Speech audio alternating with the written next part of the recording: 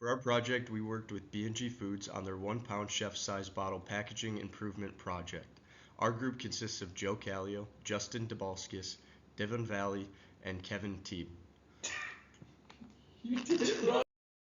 When we began this project, B&G suspected that the depalletizer was the bottleneck of the operation. With that in mind, our goal/objective for this project was to reduce downtime and material waste by 50%, as well as cut labor by one person. However, after our current state analysis, we found that the bottlenecks were actually the laner and line 11's bottle turner. Given that discovery, our objectives were revised to increase capacity by 50%. To conduct an analysis of the system, we used a variety of methods to make observations and collect data, including the creation of a value stream map, a work sampling study, and the measurement of the throughput capacity of the depalletizer and the conveyor system. When starting the project, it was explained to us that the depalletizer had been suspected to be slowing down the rate of production due to a large amount of downtime on the 1 pound bottle lines attributed to the machine through records of downtime reports. By conducting the analysis of the depalletizer throughput, we determined that it was operating at a rate capable of exceeding production goals and keeping the system fed consistently. However, in completing the work sampling study, it was observed that many assets downstream of the depalletizer were not operating as consistently. Assets facilitating the movement and filling of the bottles were observed to be in operation for notably less time than they were scheduled to be, with the exception of the first asset following the depalletizer, the laner. The difference in the amount of time these machines were being utilized suggested that at some point or points in the system, a difference in throughput was causing a bottleneck to occur.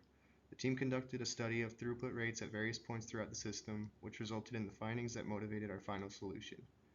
It was determined that the bottle laner was outputting bottles at a rate that was only barely capable of reaching the daily production goal, suggesting that this machine creates the biggest obstacle in reaching the daily goal of 100,000 bottles.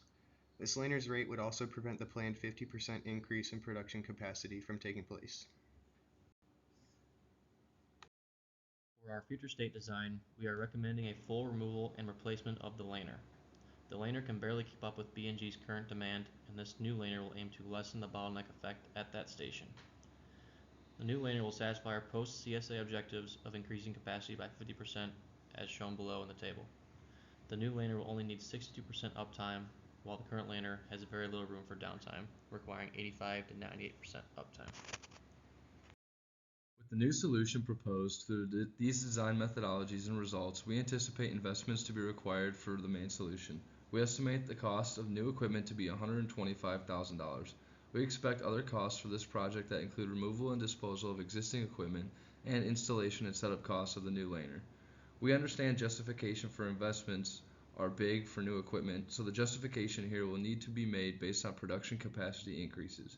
We expect an increase in theoretical capacity of the laner from 107,000 eaches per shift all the way to 150,000. We also have a good estimate on the required efficiency needed to be able to achieve the current production schedule at this equipment areas. The laner will need to go from a 93% efficiency to a 62% efficiency to meet the current production schedule.